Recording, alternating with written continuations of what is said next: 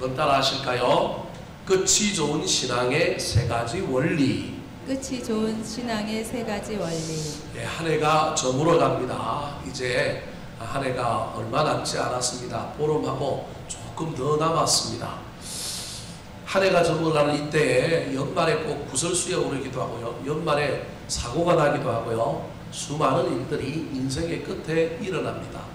그래서 인생의 끝이 되고 한 해의 연말이 되면 저와 여러분이 더욱 조심해야 합니다.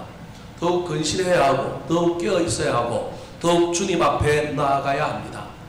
시작도 중요하지만 끝이 얼마나 중요한지 모릅니다. 오늘 본문 말씀은 다윗 왕의 인생의 말년, 그의 인생의 끝날이 가까웠을 때 일어났던 사건입니다. 하지 말아야 할 인구조사를 하게 되었습니다. 원래 인구조사는 하나님께서 이스라엘 백성들에게 명령할 때만 하는 겁니다. 출애굽한 이스라엘 백성들이 광야의 길을 갈 때 1세대에게서도 인구조사를 한번 하였고 1세대가 죽고 여호수아가 이스라엘 백성을 이끌고 또 가나안 땅에 들어가기 직전인 모세가 마지막 죽기 전에 모압 평지에서 또 한 번 인구조사를 하였습니다. 이 인구조사는 둘 다 하나님의 명령에 의하여 한 것이었습니다. 하지만 이 노년에 이 말년에 다윗의 영성이 문제가 생겼는지는 잘 모르겠지만 그가 하나님이 시키지 않은 일들을 합니다. 아마도 자기가 이루어놓은 일이 얼마나 큰가, 내가 이룬 국가가 국력이 얼마나 센가, 내가 이렇게 국가를 강대하게 만들어놨는데 우리의 군사의 수가 얼만가, 자기가 한번 따져보고 세아려보고 한번 그래보고자 하는 마음속이 그 속에 있지는 않았나, 전 개인적으로 그렇게 생각해 봅니다. 이유는 밝히고 있지 않지만 이 다윗이 인구조사를 시작합니다. 근데 이 인구조사는 좋은 일이 아니었습니다. 옳은 일이 아니었습니다. 그것 때문에 그의 인생은, 특별히 그의 인생 마지막은 파탄이 날 지경에 이르고 위기와 큰 비극을 경험할 수밖에 없는 위험한 지경에 이르렀지만 그것을 역전시키고 반전시켜서 하나님 앞에 다시금 영성을 회복하고 다시금 좋은 인생의 끝을 마무리하는 이야기가 바로 오늘 본문의 이야기라고 할 수 있습니다. 위기가 있었지만, 문제가 있었지만 이 풍랑 2년하여 더 멀리 가고 더 빨리 가는 놀라운 일을 이루게 된 것입니다. 사랑하는 성도 여러분, 인생의 말은 아니지만 인생의 말년에 큰 위기와 비극 속에서도 그것을 역전시키고 반전시켜서 끝이 좋게 만들었던 다윗처럼 우리도 오늘 한 해의 이 마지막 때에 저와 여러분의 육신의 건강이, 저와 여러분의 가정이, 저와 여러분의 사업이, 인생의 진로와 미래가, 자녀들이, 저와 여러분의 가정이, 우리 교회가 행복해지는 끝이 좋은 놀라운 일들이 일어났으면 좋겠습니다. 혹 우리 인생에 지금 실수가 있습니까? 문제가 있습니까? 어려움이 있습니까? 원치 않았던 일들이 우리 앞에 벌어지는 것이 있습니까? 정신을 바짝 차리고 끝을 좋게 하기 위해서 이 다윗이 어떻게 했는지를 살펴볼 때 은혜 받고 우리도 그 다윗의 길을 따라 걸어감으로 말미암아 한 해를 잘 마감하고 새로운 2019년을 아름답게 시작하게 되기를 우리 구주 예수 그리스도의 이름으로 축원합니다. 자, 그렇다면 끝이 좋은 인생이 되기 위해서는 어떻게 해야 할까요? 따라 하시겠습니다. 진정으로 회개하는 삶을 살아야 합니다. 진정으로 회개하는 삶을 살아야 합니다. 끝이 좋은 인생, 인생의 말년에, 한 해의 연말에 저와 여러분이 빼먹지 않고 반드시 해야 할 일은 뭐냐면 회개하는 겁니다. 자랑하고 교만하면 되는 게 아니고 뭘 해야 되느냐면 회개해야 합니다. 혹 자랑하고 교만했다 할지라도 빨리 정신을 차려서 뭐 해야 된다고요? 회개해야 됩니다. 근데 그것도 어떻게 회개해야 돼요? 진심으로, 진정으로 회개해야 합니다. 오늘 본문 말씀에 다윗이 노망이 들었는지 아니면 뭐가 문제가 생겼는지 하나님이 시키지도 아니하였던 그 인구조사를 시작합니다. 성경에 보면 요압이 막 말립니다. 요압이 그렇게 썩 좋은 장군이 아닌데도 이 일과 관련해서는 다윗을 가로막아서서 다윗에게 그거 하면 안 된다고 막 말림에도 불구하고 이 나이든 왕 다윗이 노년에 치매가 걸렸는지 노망이 들었는지 파킨슨병이 들었는지 영적으로 문제가 생겼는지 고집을 피우면서 인구조사를 합니다. 장작 그 인구조사가 얼마나 걸렸는지 아십니까? 9달하고 20날이 걸립니다. 9개월 20일 동안 인구조사를 합니다. 온 나라의 국력과 온 나라의 모든 재물이 어디에 쓰이게 됐냐면 엉뚱한 곳에 쓰이게 된 겁니다. 자, 오늘 본문 앞에 나오는 8절 9절 말씀입니다. 같이 한번 읽어볼까요? 시작. 그들 무리가 국내를 두루돌아 9달 20날 만에 예루살렘에 이르러 요압이 백성의 수를 왕께 보고하니 곧 이스라엘에서 칼을 빼는 담대한 자가 80만 명이요 유다 사람이 50만 명이었더라. 왕의 고집 때문에 어쩔 수 없이 많은 사람들을 동원하여 전국을 돌아다니며 많은 사람들이 인구 조사해와가지고 드디어 보고했는데 그것을 누가 취합했느냐 하면 요압이 취합을 한 겁니다. 그것을 누구에게 보고했느냐 하면 다윗 왕에게 보고하니까 이스라엘의 칼을 빼는 자가 80만 명 그리고 유다 사람이 50만 명인 거예요. 저렇게 이게 이스라엘 유다 이렇게 표현하는 이유는 이스라엘이 남북 분열 왕국을 겪었기 때문에 그 이후에 지어진 책이기 때문에 이렇게 표현하는 거예요. 북쪽 인구가 얼마고 남쪽 인구가 얼마다 이렇게 얘기하는 거예요. 북쪽 10개 지파에 해당되는 저 북쪽의 군사는 80만 명, 남쪽의 유다와 베냐민 지파에 해당되는 군사는 얼마요? 50만 명이에요. 그러니까 여러분 제가 지난번에 왕들의 이야기를 여러분 설교할 때 말했지만 다윗 왕 때 군사가 최절정기였는데 이때가 군사 수가 얼마라고요? 130만 명인가요? 그러니까 그때 아사, 여호사밧 이런 왕들이 얼마나 국력을 잘 키웠는지를 알 수 있는 거예요. 그 군사 숫자만 봐도. 그러니까 다윗이 최강대 국가를 이루었는데 그때 군사 수가 130만 명인가요? 아마 다윗이 자기의 업적을 한번 수소리를 보고 자랑하고 싶었던 것 같아요. 제가 보기에. 우리 인생에 이런 마음이 있지 않습니까? 여러분 그게 뭐 나쁘다 그렇게 말할 수 있을지 모르겠지만 뭐가 나쁘냐 그렇게 말할 수 있을지 모르겠지만 이건 믿음과 직결되는 겁니다. 군사의 수를 센다는 건 전쟁에 누구에게 있다고 믿지 않는 거냐면 하나님께 있지 않다고 믿는 겁니다. 전쟁은 군사의 수로 하는 것이 아니라 하나님 우리와 함께 하시느냐 하지 않느냐 이게 이스라엘 백성들이 가지고 있는 중요한 철학이요 전통이요 믿음인데 그 믿음이 아니라 자꾸 인간의 힘, 인간이 일으켜 놓은 어떤 숫자, 그 물량에 눈이 가기 시작했다는 것이 다윗의 이야기입니다. 그래서 하나님께서 이 다윗을 반대하게 만들고 요압과 여러 신하들이 일어나서 반대했음에도 불구하고 왕이 자기 최면도 있을 뿐만 아니라 고집을 피워서 이걸 했습니다. 그런데 다윗도 이게 잘못됐다는 걸 알게 됩니다. 거의 끝났을 때쯤 돼서 알게 되는 거예요. 다윗이 괜찮은 왕이라는 건 그래도 자기가 해놓고는 잘하고 잘못한 걸 안다는데 이 다윗의 영성이 참 괜찮다는 걸 알 수 있는 겁니다. 인간이 어떻게 완벽할 수 있습니까? 그런데 잘못한 것을 깨닫는 사람, 아는 사람, 그 사람은 위대한 사람입니다. 오늘 본문 10절에 인구조사 보고를 받은 다윗이 이 내가 잘못된 일을 했구나 뒤늦은 후회를 하게 됩니다.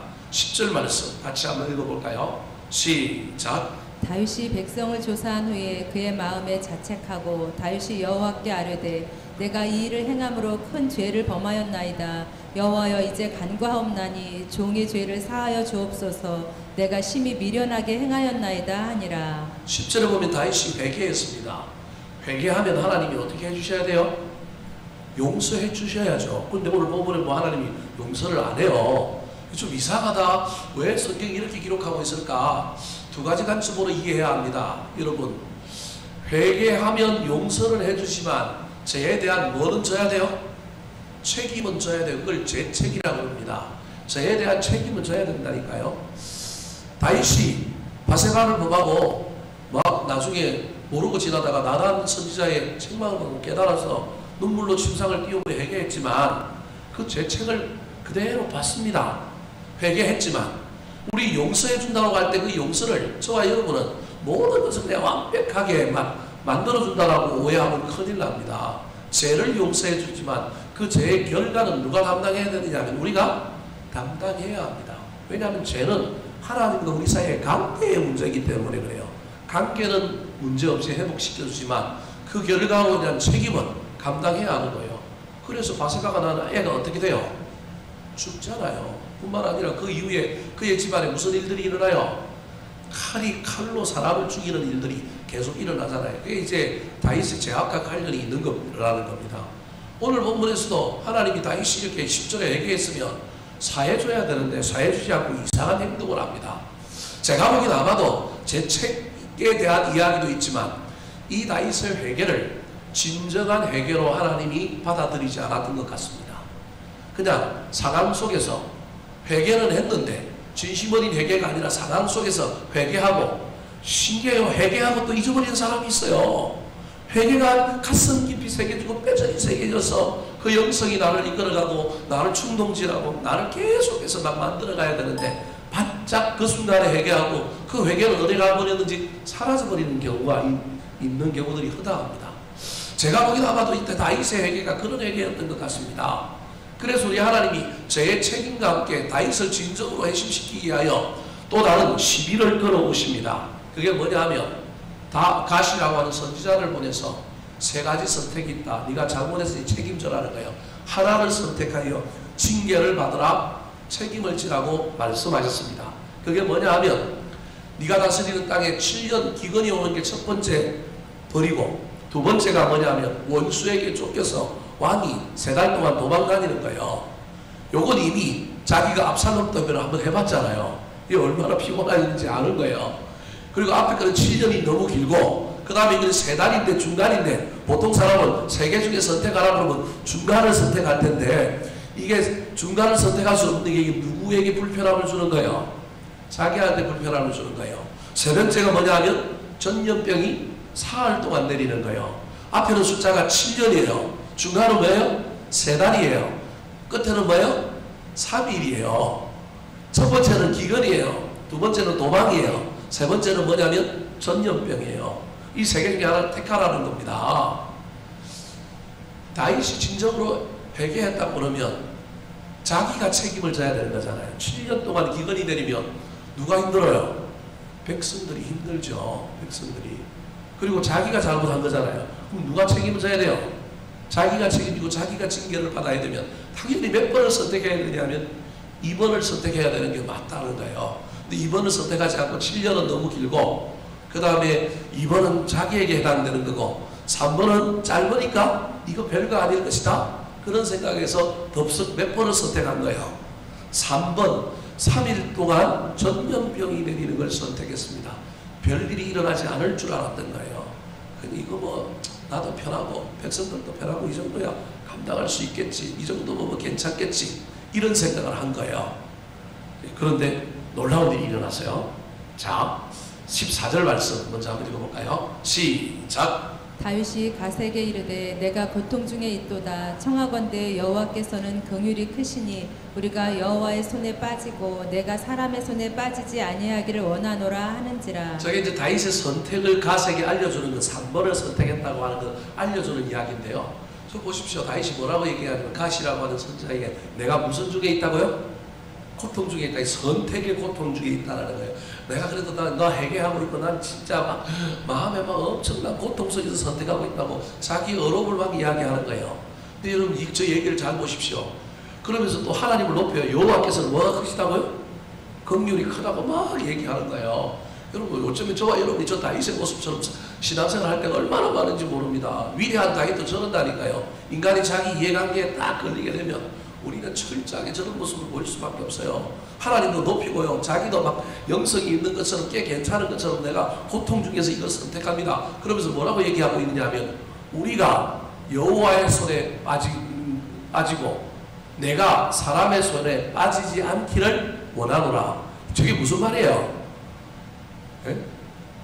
나는 불편한 건 안 당하고 싶고 우리 전체가 다 당하는 걸 당하고 싶다라는 거예요. 근데 전체가 당하는 건 7년은 너무 세니 몇 번을 선택하겠다라는 거예요? 3번을 선택하겠다는 거예요. 저 말이 3번 선택했다는 말이에요. 저 말 속에 얼마나 개인의 이기주의와 책임을 멀리하는 지도자로서 모범을 보이지 않는 모습이 저기 있는지 모릅니다. 참 저 모습을 보면서 나도 다윗처럼 저렇게 했을 텐데 이런 생각이 참 들면서 하나님 참 부족한 자입니다. 그런 회개를 하게 됐어요. 근데 저는 다윗의 선택이 엄청난 결과를 가져왔습니다.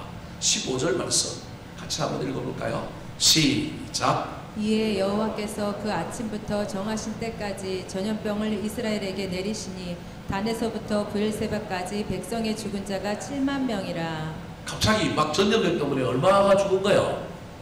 7만 명이 죽은 거예요. 여러분 7만 명 죽는다는 건 이거 엄청난 거예요. 오늘날도 7만 명 죽어보세요. 아마 데모 일어날 거예요. 우리나라는 완전히 아비 교환에 빠질 거고요. 우리나라는 진짜 난리가 날 겁니다.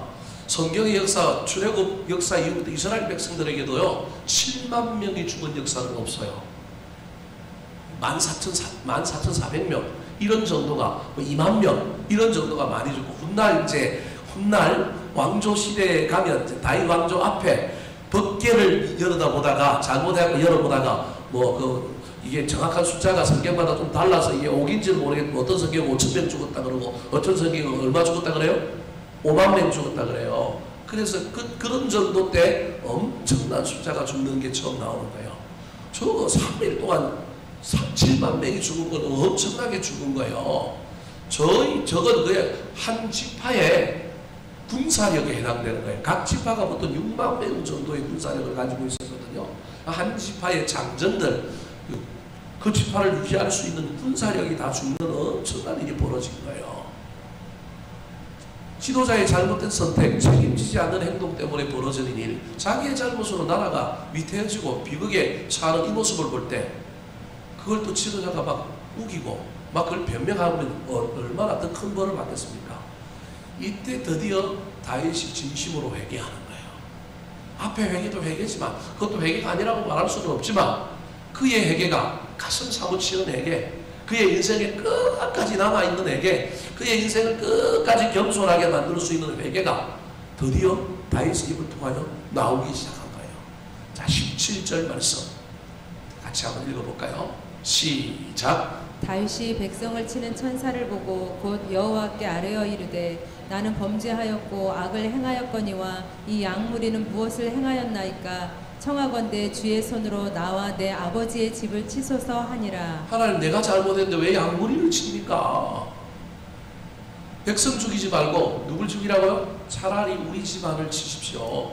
우리 왕국에 우리 왕족들, 우리 아들들, 우리 자식들 죽이십시오. 왜 백성을 죽입니까? 내가 잘못했는데. 진심으로 회개하는 놀라운 역사가 나타난 거예요. 이것 때문에 나중에 살펴보겠지만 다윗의 인생이 180도 바뀌는 거예요. 다윗의 인생이 현세뿐만 아니라 그 다음 때 그의 후손들에게 엄청난 축복이 임하는 놀라운 역사가 일어나는 겁니다. 사랑하는 성도인 인생의 말년에 편하게 지내고 인생 마무리 잘하는 것도 중요하지만 한 해의 연말에 저와 여러분이 반드시 해야 할 일이 회개하는 일임을 기억했으면 좋겠습니다. 진심으로 회개해야 합니다. 우리 삶에 베풀어 주신 은혜에 대한 감사도 잊어버리면 안 되지만, 우리가 하나님 잘 섬기지 못하고 마음과 뜻과 정성과 목숨을 다하여 주를 섬기지 못하고 희생하고 헌신하지 못했고 조금 더 값지게 살지 못했던 우리의 신앙생활, 우리의 삶을 우리 주님 앞에 이 연말에 내려놓고 주여 회개합니다. 진심으로 회개합니다. 내년에는 값지게 살게 해주십시오.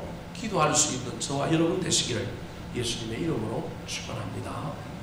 두 번째로, 끝이 좋은 인생, 끝이 좋은 신앙이 되기 위해서는 어떻게 살아야 할까요? 따라하시겠습니다. 예배가 회복되는 삶을 살아야 합니다.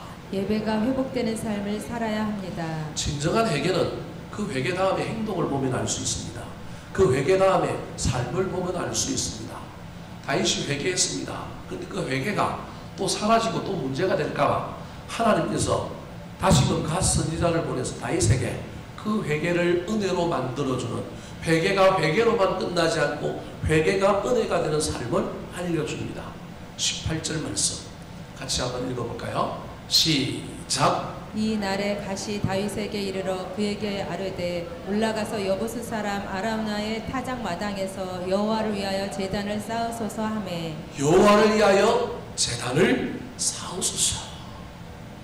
회개했지만 그 회개로만 끝나지 말고 회개하는 자가 반드시 그 다음에 해야 될 아름다운 일이 있는데 예배를 회복하는 거예요. 사랑하는 성도 여러분, 이 연말에 가족 모임도 해야 되고 식사도 해야 되고 누구도 살펴봐야 하고 여행도 가야 하고, 이 연말이 얼마나 복잡하고 얼마나 또 우리 인생의 중요한 시기입니까? 그럼에도 불구하고 이 금요일날 이 늦은 저녁에 이 추운 날씨에 예배하러 오신 여러분을 진심으로 축복합니다. 하나님께서 여러분에게 정말로 복을 주시기를, 이 목사에게 주신 축복권을 가지고 여러분을 향하여 축복합니다.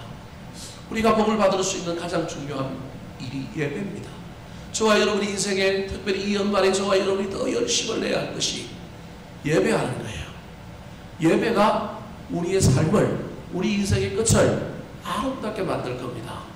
그래서 저와 여러분이 평생 사는 동안에 우리 하나님께 기도해야 됩니다. 하나님, 나 임종 예배 드리고 하늘나라 가게 해주십시오. 그럼 제가 보기엔 이건 최고의 복입니다. 돈 많다고 되는 것도 아니고요. 부자로 산다고 되는 것도 아니고요. 물론 뭐 꼭 그걸 해야 천국 갔다 제가 이 얘기하는 건 아닙니다. 할 수만 있다면 이 세상에 남은 동안에 저와 여러분이 또 복을 받을 수 있다면 뭐 하다가 천국 가면 좋아요? 예배하다가 천국 가면 좋지 않겠습니까? 비록 육신이 연약해서 병석에 누워설지라도 내 목숨이 왔다 갔다 하는 순간에도 주의 종들이 오고 가족들이 모여서 함께 천국 한 송씩하고 예배하는 가운데 천국 갈 수가 있다면 여러분, 저는 그 인생은 이 세상의 그 어떤 인생보다 행복한 인생일 거라고 생각합니다. 여러분, 사람이 죽어가고 있을 때 의식이 없는 가운데도 뭐는 살아있다고요? 기는 살아있다니까요. 그런데 여러분 생각을 해보세요. 그 살아있는 그 기대, 그것도 모르고 죽는다고 사람들이 사람을 그 마지막 가는 길을 함부로 대하고 별의별 이야기를 다 하고 칭찬하고 축복하고 아름답게 보내주지 못한다면 여러분, 나중에 천국 가서 우리가 이 이야기를 할 수 있을 거예요. 내가 죽을 때 그 인간 와서 나한테 이런 소리 하더라. 틀림없습니다. 저는 압니다. 우리 기가 제일 나중까지 살아있다니까요. 심지어 의식이 없다라고 하는 사람들조차도 뭐는 살아있다는 기는 살아있다니까요. 여러분, 그래서 장례식장 가서 특별히 여러분의 부모들이나 가족들이 마지막을 당하게 될 때 여러분 좋은 말을 많이 해주십시오. 그때 축복하며 보내십시오. 고맙다고 인사하십시오. 잘했다고 칭찬해 주시고요. 여러분, 그게 얼마나 복된 일인지 모릅니다. 인생의 마지막을 화려하게 멋있게 장식할 수 있는 것, 그것처럼 귀한 일이 어디 있습니까? 이건 돈을 주고도 살 수 없는 일이라니까요. 그 중에 최고의 일이 하나님 만나서 예배하는 겁니다. 아라우나의 타작마당에서 여호와를 위하여 뭘 쌓으라고 그랬냐면 제단을 쌓으라고 그랬습니다. 제단을 쌓는 것이 바로 예배하는 겁니다. 근데 왜 하필 하나님께서는 이 다윗에게 이 아라우나의 타작마당에 가서 제단을 쌓고 하나님께 예배하라고 그랬을까요? 그곳이 어떤 장소였느냐면 다윗이 여기 눈을 열어보니까 천사들이 3일 동안 전염병을 선택했을 때 천사들이 그 타작마당에 서서 뭘 하던 곳이에요? 사람들을 죽이던 징계의 장소인 거예요. 전염병인데도 불구하고 전염병 뒤에 누가 있었느냐 하면 영적인 하나님의 천사들이 그 전염병을 몰아붙여서 사람들을 죽이는데 그 모습을 누가 본 거냐면 다윗이 영의 눈을 열어서 본 거예요. 그래서 하나님이 그쳐라 그러니까 그 천사들이 전부 어디에 모였느냐 하면 아라우나의 타작마당에 딱 모여있는 걸 한 거예요. 징계의 장소인 거예요. 연약함의 장소예요. 여러분, 뭔가 슬픔의 장소예요. 아픔의 장소예요. 슬픔을, 아픔을, 연약함을, 필요를 아름답게 채우고 바꾸려면 뭐가 필요하다고요? 예배가 필요합니다. 우리는 거룩한 곳에 가서 예배해야 된다고 생각하는데요. 아닙니다. 아픔이 있는 곳, 문제가 있는 곳이, 그곳이 바로 예배의 장소인 거예요. 하나님 그곳에서 예배하라 그런 거예요. 그럼 재미난 건 오늘 본문은 우리가 이 다윗이 회개 기도하니까 전염병이 그친 걸로 알고 있는데 오늘 성경은 이렇게 또 다르게 이야기합니다. 25절 말씀 같이 한번 읽어볼까요? 25절입니다. 시작. 그곳에서 여호와를 위하여 제단을 쌓고 번제와 화목제를 드렸더니 이에 여호와께서 그 땅을 위한 기도를 들으심에 이스라엘에게 내리는 재앙이 그쳤더라. 예배가 끊어버리는 능력이 있다는 거예요. 예배가 멈추게 하는 능력이 있다니까요. 예배가 복을 주는 능력이 있다라고 얘기하고 있는 거예요. 우리는 그냥 다윗의 기도를 듣고 그냥 하나님이 천사들에게 멈추라, 오늘 보면 성경에 기록되어 있잖아요. 멈추라 그러니까 이제 멈췄다고 하고 있는데 그 멈추라고 하시는 하나님의 그 기도 소리가 언제 났느냐 하면 다윗이 예배할 때 나타나는 얘기예요. 순서를 좀 바꾸어서 기록하고 있을 뿐이라는 거예요.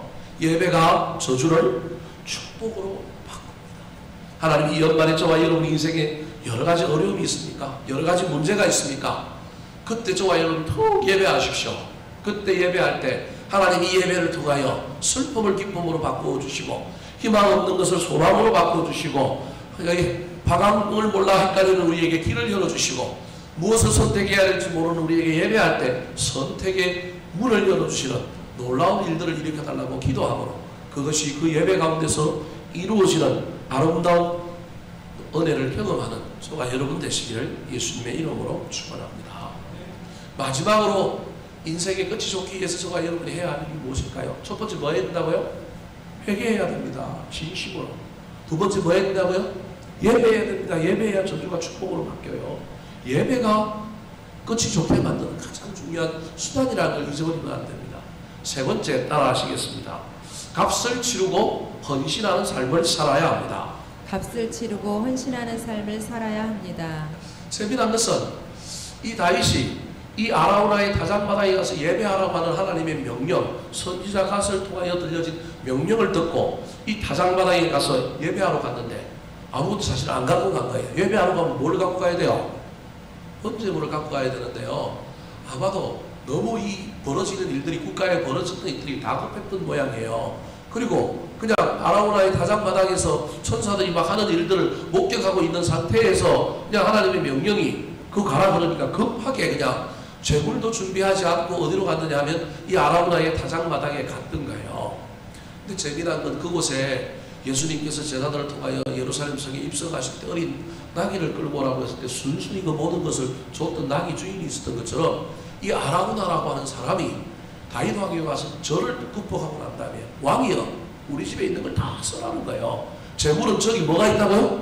소가 있습니다. 번제드릴 나무가 없습니까? 소가 끌던 뭐가 있대요?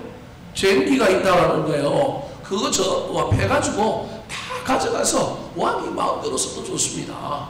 어쩌면 이 사람이 아는 거예요. 뭘 아느냐면 이 예배를 드려야만이 이 나라가 지금 평안해지는구나. 분명히 뭔가 문제가 있다는 걸 이 사람이 영적으로 아는 거예요. 그래서 왕이 오자마자 왕의 권세 때문에 왕이 나를 어떻게 할까 싶어서 그런 게 아니라 자원한 마음으로 그 모든 것을 누구한테 내어주느냐 하면 다윗에게 내어주는 거예요. 참 이 아라우나가 대단한 사람이 좋은 사람이에요.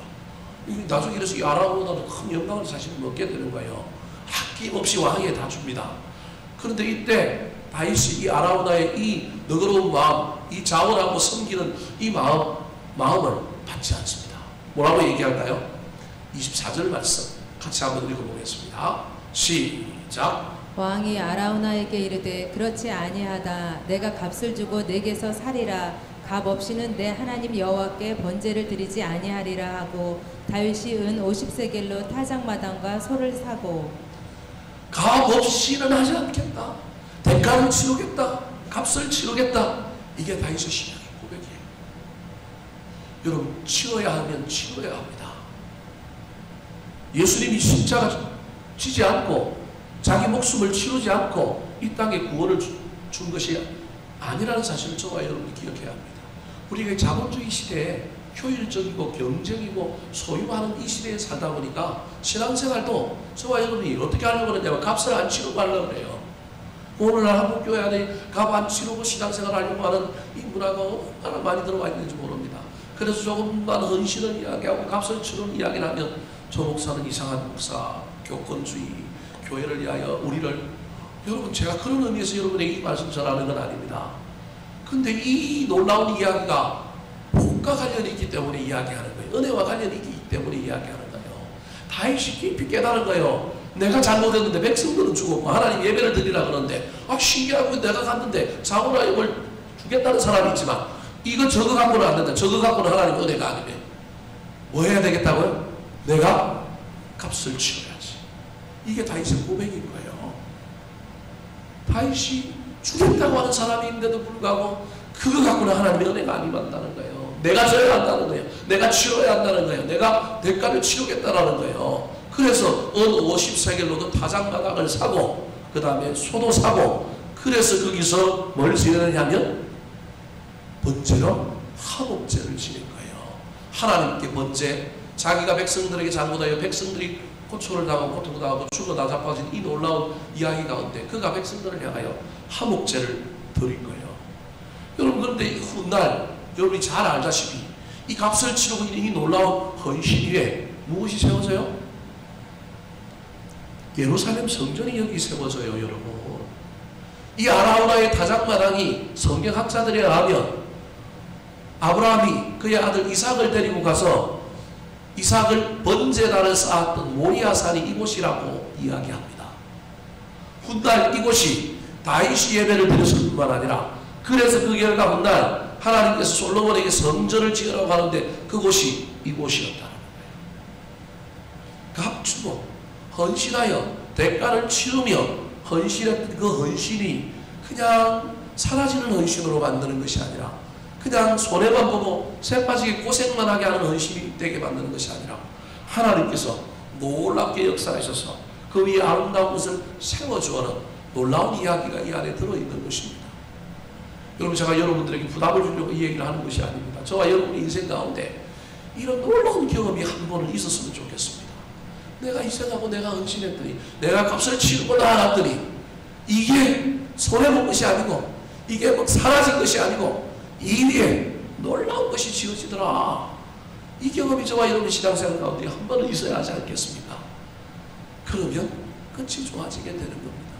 그래서 다윗이 이제 그 이후에 사무엘하 7장에 보면 다윗이 그 솔로몬에게 성전 짓는 놀라운 언약도 얻게 되고, 훗날 그가 재산도 모으고, 그래서 그곳에 나중에 성전을 짓는 아름다운 이야기가 시작되어 그의 인생이 아름답게 마무리되고 마감되는 겁니다. 사무엘하 24장이 끝나고 나면 이제 열왕기로 넘어가면 이제 다윗의 죽음과 함께 새로운 왕조의 이야기가 시작됩니다. 그 끝에 인생의 파탄이 오고 비극이 올 수밖에 없는 큰 사건이 있었는데, 그 사건을 역전시키고 반전시켰던 이 아름다운 다윗의 이야기를 저와 여러분도 잘 기억하여, 저와 여러분이 할 수만 있다면 인생 마지막에도, 한 해 연말에도 실패하지 말고 구설수에 오르지 말고 비극과 위기를 경험하지 않았으면 좋겠지만, 혹시 그런 인생길을 간다 할지라도 저와 여러분이 이 연말에 해야 할 일이, 저와 여러분이 더욱 회개하는 거고, 더욱 예배하는 거고, 더욱 값을 치르고 대가를 치르고 헌신하고 섬기는 것임을 잘 기억하셔서 이 연말을 끝이 좋게 아름답게 마무리함으로 2019년을 더 복되고 더 멋지게 열어가는 저와 여러분의 남은 생애가 되시기를 우리 구주 예수 그리스도의 이름으로 축원합니다. 기도하겠습니다.